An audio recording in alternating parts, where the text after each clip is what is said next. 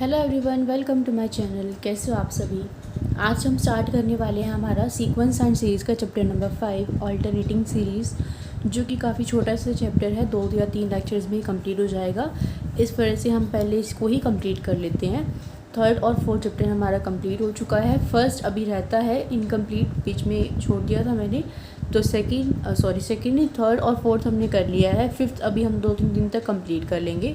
उसके बाद मैं आपको फर्स्ट भी करवाऊंगी, सेकंड भी करवाऊंगी। 6-7 का भी कुछ कंफर्म नहीं कह सकती, बट हाँ फर्स्ट और सेकंड में आपको करवाऊंगी। ठीक है। अब देखो फिफ्थ चैप्टर है ऑल्टरनेटिंग सीरीज़, इसको कर लेते हैं। इसमें एक इम्पॉर्टेंट टॉपिक आज हम डिस्कस करेंगे, जो कि है लेबनिज़ टेस्ट, जो कि मोस्ट इम्पॉर्टेंट है। तो उसको स्टार्ट करने से पहले बार थोड़ा सा इंट्रोडक्शन पढ़ लेते हैं। In the previous chapters, we have studied the series of positive terms as summation k of k into an, where k is finite numbers, remains convergent or divergent according as summation is convergent or divergent. Therefore, series with all terms negative can be discussed by removing the factor -1 from each term of the series, as it will not affect the behavior of the series. ये कह रहे हैं, अब तक हम पीछे वाले chapters में क्या पढ़ रहे थे कि अगर ये कोई पॉजिटिव टर्म सीरीज़ है, केस में कोई फाइनाइट नंबर है, तो ये कन्वर्ज और डाइवर्ज करती है अकॉर्डिंग टू दिस। इसमें अगर कोई नेगेटिव टर्म भी होती है तो हम उसको माइनस लेके इसको पॉजिटिव बना देते हैं और उससे हमारे सीरीज़ पे कोई इफेक्ट भी नहीं पड़ता। Also, a series with finite number of terms of one sign and remaining of other sign can be disposed by the results or theorems already discussed. The relation of finite numbers of term of the series did not affect its behavior. तो ये कह रहे हैं कि अगर हम series में से कुछ फाइनाइट नंबर्स ऑफ टर्म अगर रिमूव भी कर देते हैं तो उससे हमारी कंप्लीट सीरीज़ पे कोई इफेक्ट नहीं पड़ता, वो सेम ही रहती है। उनका बिहेवियर अगर कन्वर्जेंट है तो कन्वर्ज करती है और डाइवर्जेंट है तो डाइवर्जेंट ही रहती है। The series having infinitely many terms of both sign are called the series of arbitrary terms और arbitrary series। ये कह रहे हैं कि ऐसी सीरीज़ जिसके अंदर बहुत साइन यानी कि पॉजिटिव और नेगेटिव दोनों ही साइन की टर्म्स हों, उस सीरीज़ को बोला जाता है आर्बिट्रेरी सम, और you can say arbitrary series, which we shall learn in the next chapter in detail. In the present chapter, we shall study the convergence and absolute convergence of alternating series, which is the simplest among the series of arbitrary terms. तो अभी तो ये सिर्फ alternating series का बिल्कुल छोटा सा ही part है। ये कह रहे हैं कि जिस टर्म में, जिस सीरीज़ में पॉजिटिव और नेगेटिव इनफिनिटली मैनी टर्म्स होती हैं, उसको बोला जाता है आर्बिट्रेरी सीरीज़। उस टर्म को बोलते हैं हम आर्बिट्रेरी सीरीज़। तो ये तो हम पढ़ेंगे नेक्स्ट चैप्टर में, और इस चैप्टर में हम सिर्फ क्या पढ़ेंगे, कन्वर्जेंस एंड डाइवर्जेंस पढ़ेंगे। किसकी? ऑल्टरनेटिंग सीरीज़ की, जो कि बहुत ही सिंपल है आर्बिट्रेरी टर्म्स में। ठीक है। तो ये चैप्टर तो बिल्कुल बेसिक ही है, जो मेन है कंसेप्ट वो है नेक्स्ट चैप्टर में, बट इसमें जो टॉपिक है जो इम्पॉर्टेंट है वो आपको भी करवा दूँगी। उसके बाद देखो alternating series, a series in which the terms are alternatively positive and negative is called the alternating series.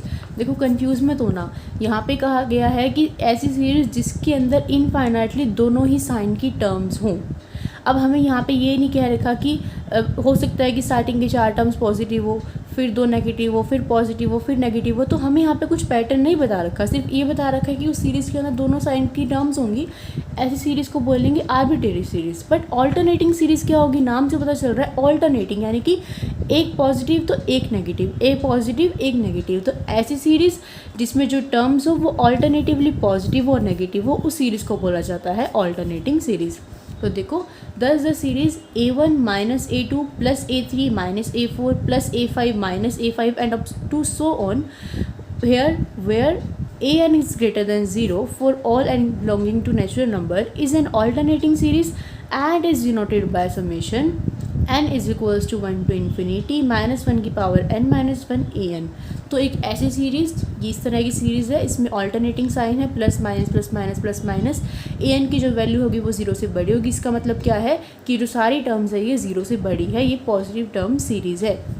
और इसको अगर मैं समेशन की फॉर्म में लिखना चाहूँ तो इसको हम समेशन की फॉर्म में भी लिख सकते हैं कि n की वैल्यू 1 से इन्फिनिटी वेरी कर रही है, -1 की पावर n है, n-1 भी हो सकती है, n+1 भी हो सकती है, और यहाँ पे an। क्लियर है।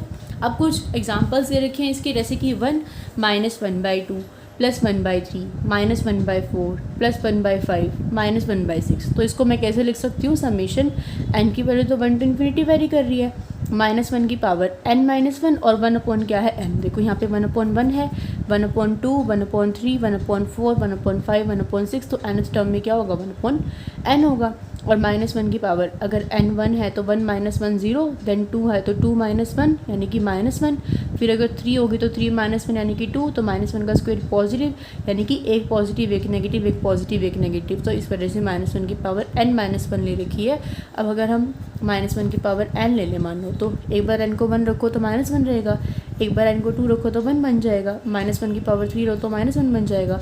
तो आपकी मर्ज़ी, आप n भी ले सकते हो, n-1 भी ले सकते हो, n+1 भी ले सकते हो, ठीक है। देन सेकेंड एग्जाम्पल है 1/1 - 1/√2 + 1/√3 - 1/√4 + 1/5 - 1/6। तो ये टर्म तो इसमें भी सेम ही रहेगी, बस फ़र्क क्या है कि यहाँ पे n की जगह √n है। देन 1 - 1/3 + 1/4 - 1/7। तो यहाँ पे 1 था, फिर 3 हुआ, फिर 5 हुआ, फिर 7 हुआ, तो क्या बन रही है AP बन रही है। तो AP वाला फॉर्मूला लगा दो, फर्स्ट टर्म है 1, कॉमन डिफरेंस है यहाँ पे 2, a + n-1 × d लगाओगे, क्या होता है n टर्म निकालने का फॉर्मूला ये होता है 1 + n क्या है यहाँ पे n तो n ही, और d क्या है 2, तो 1 + 2n-2, इसका मतलब 2n-1। क्लियर है। ये क्या थी ऑल्टरनेटिंग सीरीज़। अब आता है Leibniz test for the convergence of alternating series which is very very important topic, not only for the BS examinations but also for the entrance exam of MSc और any competitive exams। ये test इतना important है, सिर्फ इसीलिए नहीं, अगर आप आगे मैथ्स में कुछ करना चाहते हो तो वहाँ पे भी ज़रूर ये डिस्कस होता है। और आप देख भी सकते हो कि कितनी बार ये आया हुआ है, ज़रूर आता है मोस्टली, क्योंकि इस चैप्टर में इंपॉर्टेंट सिर्फ यही एक टॉपिक है जो ज़्यादा इंपॉर्टेंट है, ठीक है। क्या नाम है इन टॉपिक का, Leibniz test for the convergence of alternating series. अब देखो क्या कहता है ये test. The alternating series summation n is equals to 1 to infinity -1 की पावर n-1 an किसके इक्वल है a1 - a2 + a3 - a4 + a5 - a6 where an is greater than 0। It means this is all positive term series for all n is convergent। तो ये series convergent कब होगी, जब दो condition satisfy होगी। वो कंडीशन क्या है, इफ़ पहली तो ये कि an+1 less than equals to होना चाहिए an के, and second limit n approaches to infinity an किसके इक्वल हो 0 की। ये दोनों कंडीशन सेटिस्फाई होती है तो ये सीरीज़ हम कहेंगे कि क्या है कन्वर्जेंट है, और नाम क्या है इस टेस्ट का, लेबनीज़ टेस्ट, ठीक है। अब देखिए, in order to prove that the given series is convergent we shall prove that the sequence Sn of partial sums of given alternating series is convergent। अब अगर मेरे को इस सीरीज़ को कन्वर्जेंट प्रूव करना है तो मैं क्या करूँगी, इस सीरीज़ के पार्शियल सम को Sn सीक्वेंस मान लिया और उसको कन्वर्जेंट प्रूव करूँगी, यही तो करते हैं हम। अब Sn सीक्वेंस को कन्वर्जेंट प्रूव करने के लिए क्या करेंगे हम, S2n सीक्वेंस और S(2n+1) इन दोनों सीक्वेंस को प्रूव करेंगे कि ये दोनों सेम लिमिट पे कन्वर्ज करती है। अगर S2n भी एक मान लो कि S पे कन्वर्ज कर रही है, S(2n+1) भी मान लो कि S पे कन्वर्ज कर रही है, तो तब हम ये बात कह सकते हैं कि Sn भी S पे ही कन्वर्ज करेगी और ये कन्वर्जेंट होगी, ठीक है। अब इसको करते हैं प्रूव। तो देखिए ये सीरीज़ है हमारी, अगर मेरे को सम ऑफ 2n टर्म्स निकालना है यहाँ पे तो वो क्या होगा, a1 - a2 + a3 - a4 + a5 - a6 up to a(2n)। Last term क्या होगी, a(2n) होगी ना। अब बात ये आती है कि पॉजिटिव होगी या नेगेटिव होगी। तो देखो a1 कैसी टर्म है, S हम क्या निकाल रहे हैं, सम ऑफ 2n टर्म्स। यहाँ n की वैल्यू को 0 रखो तो भी 0 आएगा, n की वैल्यू को 1 रखो तो 2 आएगा, n की वैल्यू को 2 रखो तो भी 4 आएगा, 3 रखोगे तो 6 आएगा। यानी कि ये हमेशा कैसी क्या वैल्यू देगी, हमें एक इवन वैल्यू देगी ना। यहाँ पे इवन टर्म्स कौन सी है, a2 a4 a6 a8 a10 a12 ऐसे हैं। और देखो a2 कैसी है, नेगेटिव, a4 कैसी है, नेगेटिव, a6 कैसी है, नेगेटिव, यानी कि इवन टर्म्स नेगेटिव है। और इसकी लास्ट टर्म a(2n) होगी, a(2n) भी क्या होगी, नेगेटिव। तो इस a(2n) के सामने क्या साइन आएगा, नेगेटिव, ठीक है। और a(2n) से पहली टर्म क्या होगी, a(2n-1), इससे पहले वाली टर्म क्या होगी, a(2n-2), यही होगी ना। अगर ये माइनस है तो ये प्लस और ये माइनस, ऐसे होगा, ठीक है। अब क्या किया हमने, a1 को तो एज इट इज़ रखा और इन सब में से ना माइनस को कॉमन ले लिया। इस माइनस को अगर आप यहाँ से कॉमन लोगे तो क्या होगा, क्योंकि A2 नेगेटिव था, A3 पॉजिटिव था, तो अपोजिट हो जाएगा। ये क्या बन जाएगा, A2 तो पॉजिटिव बन जाएगा और A3 नेगेटिव बन जाएगा। सिमिलरली यहाँ पे होगा, क्योंकि यहाँ से नेगेटिव बाहर माइनस कॉमन ले लिया, तो ये टर्म तो पॉजिटिव और ये टर्म नेगेटिव। अब यहाँ पे देखो, यहाँ पे इससे पहले वाली टर्म क्या होगी, -(a)(2n-2), और ये इसमें से माइनस बाहर ले लिया तो क्या बनेगा अंदर, ये वाली टर्म तो पॉजिटिव और ये टर्म नेगेटिव हो जाएगी। यहाँ से माइनस बाहर आ गया तो ये a(2n) पॉजिटिव बन जाएगा। इतनी बात आगे समझ में। अब देखो जो मेन बात समझने की आती है, हमें क्वेश्चन में गिवन है, हमें क्या चीज़ गिवन है कि an जो है वो बड़ा है a(n+1) से।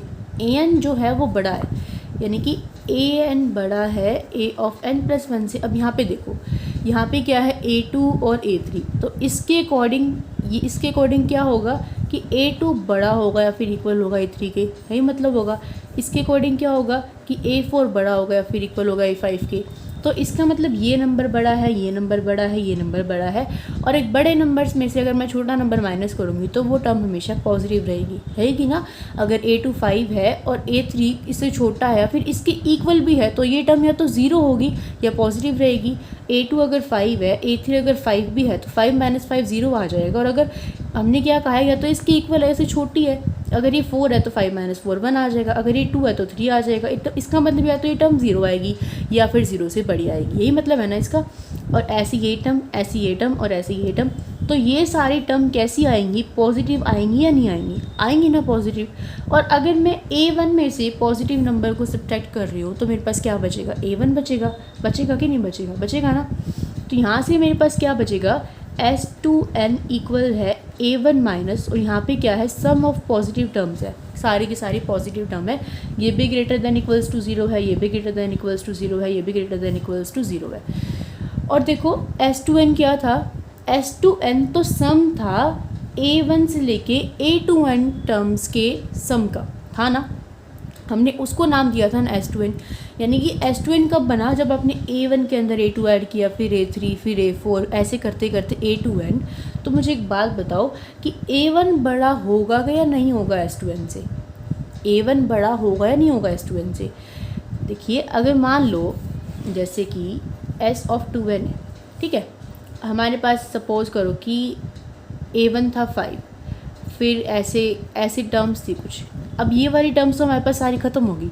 सपोज़ कि हमारे पास सिर्फ 5 बचा, तो इस 5 की वैल्यू तो बड़ी होगी ना इससे, क्योंकि ये तो टर्म जब आ रही थी जब हम इन टर्म्स का सम कर रहे थे सभी टर्म्स का, बट अब इसमें सारी टर्म्स तो ख़त्म ही होगी, सिर्फ और सिर्फ ये एक ही टर्म बची है, तो ये वाली टर्म बड़ी होगी ना इससे।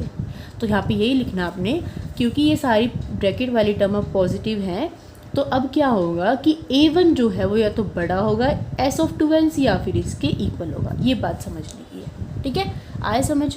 अब अगर ये सीक्वेंस किसी नंबर से छोटी आ गई या उसके इक्वल आ गई, तो इसका मतलब क्या होता है कि ये सीक्वेंस कैसी हो गई, बाउंडेड अबव, यानी कि एक ऐसा नंबर मिल गया जो इससे भी बड़ा है, मिल गया ना हमें, A1 इससे भी बड़ा है, तो इसका मतलब ये सीक्वेंस कैसी हो गई, बाउंडेड अबव होगी। इतनी बात क्लियर है। अब यहाँ तक एक काम हमें समझ में आ गया कि S2n जो सीक्वेंस है वो बाउंडेड अबव है। हम क्या प्रूव कर रहे हैं, हम ये प्रूव कर रहे हैं कि S2n जो है वो जिस लिमिट पे कन्वर्ज करेगी उस पे ही ये कन्वर्ज करेगी। तो हमने एक चीज़ तो प्रूव कर दी कि S2n बाउंडेड अबव है। अब देखो हमने क्या निकाला, S(2n+2 - S2n), देखो कैसे निकलेगा ये। S2n क्या है, इतनी टर्म्स का सीरीज़ का सम ये है।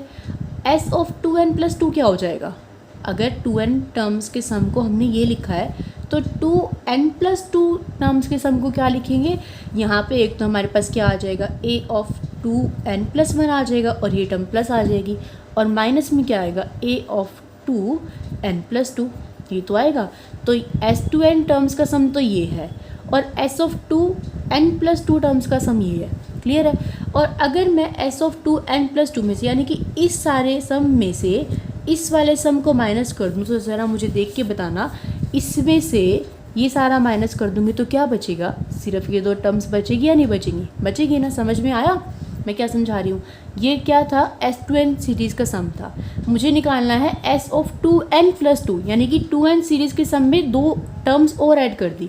तो ये अगर -a2n है तो नेक्स्ट टर्म पॉजिटिव होगी, ये अगर a2n है तो नेक्स्ट टर्म क्या होगी, a ऑफ 2n प्लस 1। और हमें कहाँ तक निकालनी है, 2n प्लस 2 तक। तो ये पॉजिटिव है तो नेक्स्ट टर्म नेगेटिव होगी और क्या होगी, a ऑफ 2n प्लस 2। तो ये सम किसका आ गया, ये सम आ गया 2n प्लस 2 टर्म्स का। और ये कहाँ तक का सम है, 2n टर्म्स का सम है। अब मुझे क्या करना है, 2n प्लस 2 वाले सम में से 2n वाले सम को माइनस करना है। तो इस सारे में से जब मैं इस सारे को माइनस करूँगी तो ये तो 2 टर्म्स बचेगी। आप चाहो तो कॉपी पे करके देख लेना, ये 2 टर्म्स बचेंगी। तो मैंने यही लिखा है कि जब मैं इसमें से इसको माइनस कर रही हूँ तो मेरे पास सिर्फ ये बच रहा है।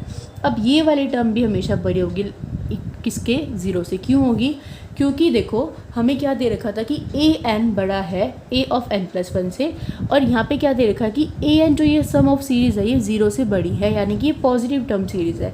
तो ये अगर an पॉजिटिव है तो a ऑफ 2n प्लस 1 भी तो पॉजिटिव होगा, a ऑफ 2n प्लस 2 भी तो पॉजिटिव होगा ना। तो ये टर्म्स भी कैसी आ जाएंगी, पॉजिटिव। और दूसरे तरीके से भी आप इसको ऐसे समझ सकते हो, हमें दे रखा है कि an बड़ा है और इक्वल है a ऑफ n प्लस 1 से। तो अगर an बड़ा है तो यहाँ से क्या चीज़ होगी, s ऑफ 2n प्लस 1 बड़ा होगा a ऑफ 2n प्लस 1 से, यानी कि n बड़ा है n प्लस 1 से। समझ रहे हो आप मेरी बात, जिसका सब ये नंबर छोटा है ना n वैसे तो, पर ये बड़ा है इससे, तो यानी कि 2n प्लस 1 बड़ा होगा 2n प्लस 2 से, होगा ना। तो ये बड़ा नंबर ही छोटा नंबर, बड़े नंबर में से छोटा नंबर माइनस करोगे तो ये टर्म हमेशा पॉजिटिव आएगी। हो सकता है कि 0 आ जाए या फिर 0 से बड़ी आ जाए। तो हमने क्या लिखा है कि ये नंबर हमेशा बड़ा होगा किससे, 0 से या फिर उसके इक्वल होगा। क्लियर है। अब हमारे पास यहाँ से क्या आ गया कि s of 2n plus 2 minus 2n is greater than equals to 0। तो इस s2n को वहाँ ले जाओ तो क्या बन जाएगा, s of 2n plus 2 greater than equals to s2n for all n। समझ में आ गई इतनी बात। अब देखिए, अब जो s2n है यहाँ से क्या आई थी, बाउंडेड अबव आई थी ना, बाउंडेड अबव। अब क्या आ गई कि s ऑफ 2n प्लस 2, देखो 2n था हमारे पास और हमने 2n था, इसके अंदर 2 ऐड किया, वो इससे बड़ा आ गया। अगर इसके अंदर आप 4 ऐड करोगे 2n प्लस 4 तो वो और बड़ा आएगा नहीं आएगा। जैसे कि हम 2 का स्क्वायर करते हैं तो 4 आता है, 2 से बड़ा आता है, फिर 2 का क्यूब करते हैं तो वो 8 आता है, तो वो और बड़ा आता है। यानी कि अगर ये कंडीशन आ गई है मेरे पास, तो अगर मैं 2n प्लस 2 की जगह 2n प्लस 4 करूँगी तो भी वो 2n से बड़ा आएगा। अगर मैं 2n प्लस 6 करूँगी तो भी 2n से बड़ा आएगा। यानी कि मैं 2n के अंदर जैसे जैसे नंबर को ऐड कर रही हूँ तो वो बढ़ती जा रही है। तो इसका मतलब जो s2n सीक्वेंस होगी वो कैसी हो गई, मोनोटोनिकली इंक्रीजिंग सीक्वेंस। ये हम पहले भी पढ़ चुके हैं, होगी या नहीं होगी, होगी ना। यहाँ से क्या आया कि ये बाउंडेड अबव है, यहाँ से क्या आया कि ये इंक्रीजिंग सीक्वेंस है। हमने एक रिजल्ट पढ़ा था कि अगर कोई सीक्वेंस मोनोटोनिकली इंक्रीजिंग हो और बाउंडेड अबव हो तो वो सीक्वेंस कन्वर्जेंट होती है। तो यहाँ पे वही रिजल्ट अप्लाई करना है कि ये सीक्वेंस अगर मोनोटोनिकली इंक्रीजिंग है, बाउंडेड अबव है, तो ये कैसी होगी, कन्वर्जेंट। अब अगर कन्वर्जेंट है तो किसी पॉइंट पे कन्वर्ज करेगी। तो मैंने मान लिया कि ये कन्वर्ज कर रही है एस को। और अगर कन्वर्जेंट को डेफिनेशन की फॉर्म में लिखना हो तो हम ऐसे ही लिखते हैं ना कि s2n पे अगर मैं limit n approaches to infinity कर रही हूँ तो वो किसके इक्वल आ रहा है, s के इक्वल। इस चीज़ का मतलब क्या है कि s2n s पे कन्वर्ज कर दिया। क्लियर है। अब हमने एक चीज़ तो निकाल दी, एक काम तो हमारा हो गया ख़त्म कि s2n कन्वर्जेंट है s पे। अब मुझे प्रूव करना है कि s2n प्लस 1 भी कन्वर्जेंट है s पे। उसके लिए क्या किया, s ऑफ 2n प्लस 1 को मैं क्या लिख सकती हूँ, देखो अगर s ऑफ 2n टर्म्स का सम ये है तो s of 2n plus 1 terms का सम क्या हो जाएगा, इसको भूल जाओ, ये हो जाएगा बस। 2n टर्म्स का सम ये है तो 2n प्लस 1 टर्म का सम क्या हो जाएगा, ये टर्म ऐड हो जाएगी ना। तो इस देखो ये यहाँ से लेके यहाँ तक का सम क्या था, s ऑफ 2n टर्म्स का सम था। यहाँ से लेके यहाँ तक के सम को मैं क्या बोल सकती हूँ कि s ऑफ 2n की इक्वल है, s ऑफ 2n की इक्वल तो है, और s ऑफ 2n के अंदर बस इस टर्म को ऐड कर दो, ये तो फ़र्क है। तो s ऑफ 2n प्लस 1 को मैं क्या लिख सकती हूँ कि s2n, यानी कि इस s2n के अंदर सिर्फ इसे एक टर्म को ऐड कर दो। क्लियर है, समझ आ गई बात। अब दोनों side limit n approaches to infinity कर दो, यहाँ पे भी, यहाँ पे भी, यहाँ पे भी। तो अभी हमने इसकी लिमिट निकाल ली है कि या किसकी इक्वल थी, s की इक्वल थी ना। और ये वाली टर्म देखो, जब हम इसमें n अप्रोचेस टू इन्फिनिटी करेंगे तो ये किसकी इक्वल आएगी, 0 के इक्वल। क्योंकि हमें ये बात गिवन थी कि an भी अगर मैं n अप्रोचेस टू इन्फिनिटी कर रही हूँ तो वो 0 आएगा। तो अगर an 0 है तो a ऑफ n प्लस 1 भी 0 बनेगा, a ऑफ n प्लस 2 भी, a ऑफ 2n प्लस 1 भी, और a ऑफ 2n प्लस 2 भी। जो भी टर्म्स होंगी वो सब 0 बनेंगी। तो इस टर्म पे भी जब आप n अप्रोचेस टू इन्फिनिटी करोगे तो वो क्या बनेगी, 0 बनेगी। ठीक है। s+0 कितना होता है s, तो जब हमने s ऑफ 2n+1 पे लिमिट को n अप्रोचेस टू इन्फिनिटी किया तो वो किसको कन्वर्ज कर रही है s को। तो यहाँ से हमें क्या मिल गया कि s2n और s ऑफ 2n+1 दोनों ही सीक्वेंस कन्वर्ज कर रही है, तो ये दोनों किसको कन्वर्ज कर रही हैं s को। अब लिखने को हम यहाँ से एक चीज़ डायरेक्टली भी लिख सकते हैं कि अगर s2n सीक्वेंस जो है वो s को कन्वर्ज कर रही है और s of 2n+1 sequence s को कन्वर्ज कर रही है, तो यहाँ से हम एक चीज़ डायरेक्टली लिख सकते हैं कि sn भी कन्वर्ज करेगी s को। बट यहाँ पे आपको ये चीज़ भी प्रूव करके दिखाई हुई है, तो हम देख लेते हैं कि उसको कैसे करना है। ठीक है, देखो अब हम क्या प्रूव करेंगे कि sn भी s को ही कन्वर्ज कर रही है। अब देखिए s ऑफ 2n अगर s को कन्वर्ज कर रही है तो यहाँ पे कन्वर्जन की डेफिनेशन लगा दो। क्या होती है कन्वर्जन की डेफिनेशन कि if s2n is converges to s, तो यहाँ पे एक हमारे पास एप्सिलॉन ऐसा एग्जिस्ट करेगा जो कि 0 से बड़ा होगा।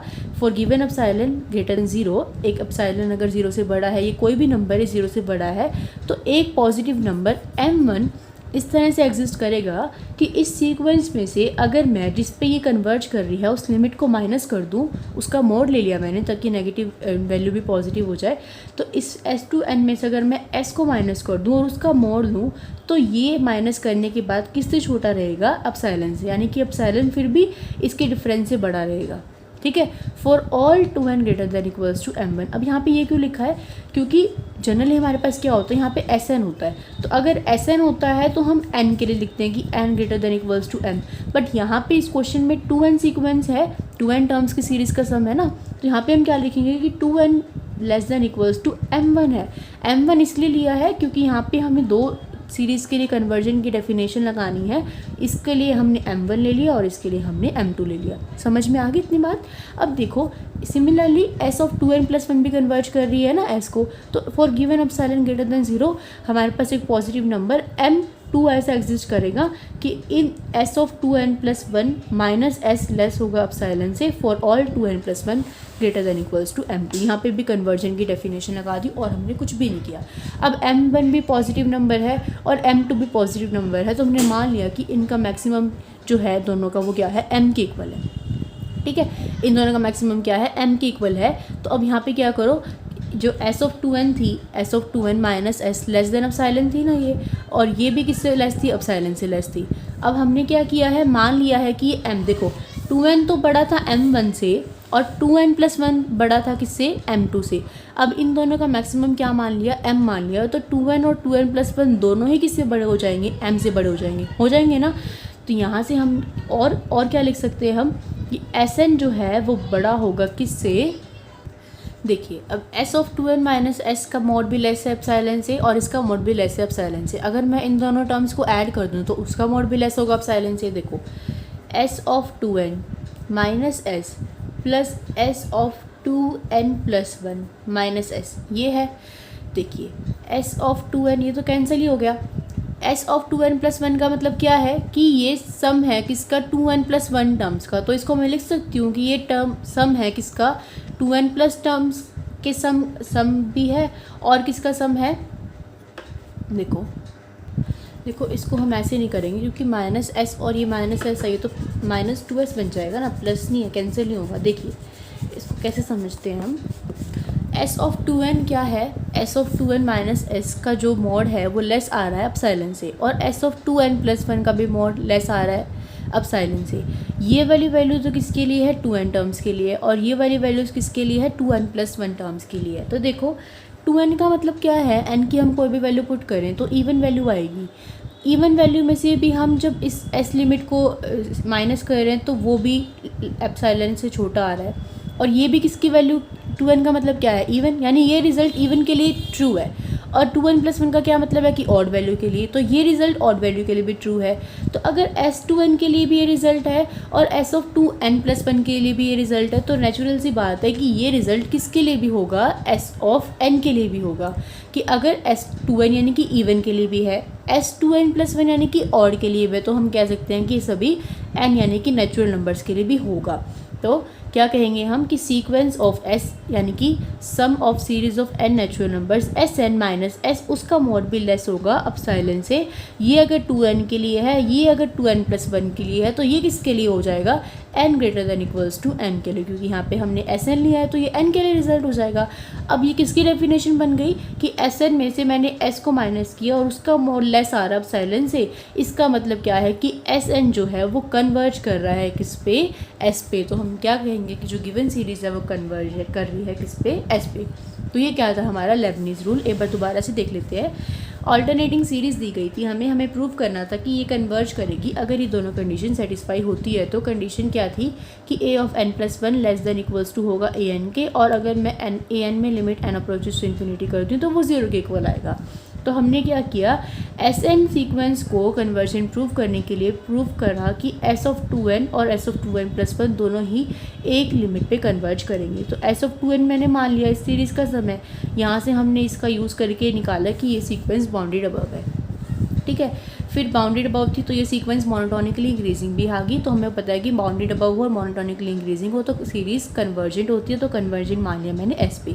फिर मैंने s ऑफ 2n+1 निकाला, उसकी लिमिट भी s आ गई, इन दोनों की लिमिट तो s आ गई। अब मुझे प्रूव करना था कि Sn की जो लिमिट है वो भी क्या आएगी, s। तो उसके लिए मैंने क्या किया, s ऑफ 2n पे और s ऑफ 2n+ दोनों पे ही कन्वर्जन की डेफिनेशन लगा दी। तो यहाँ से हमारे पास क्या आ गया कि Sn भी s को कन्वर्ज करेगी, ठीक है। ये था आपका लेबनीज़ टेस्ट। उसके बाद कुछ रिमार्क दे रखे हैं जिसको हम पढ़ लेते हैं।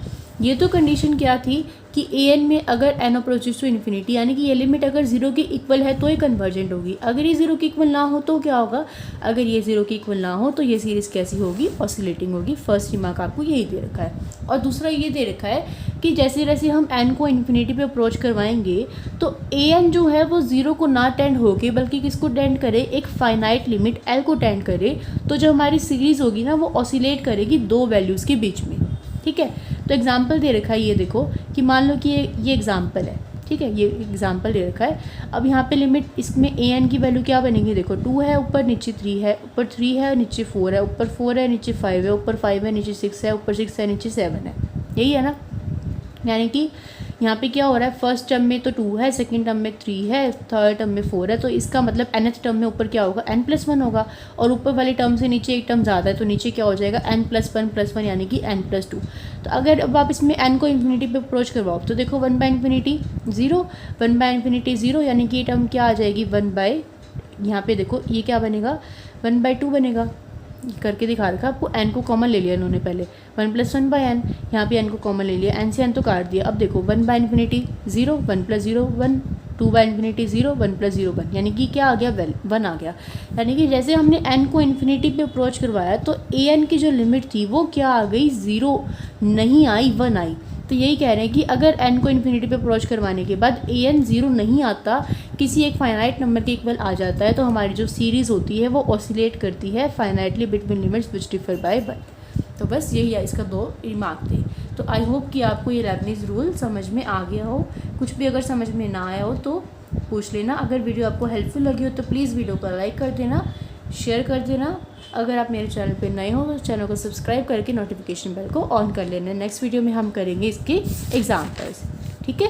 सी you guys in the next video. Till then bye bye, take care, keep watching, keep studying.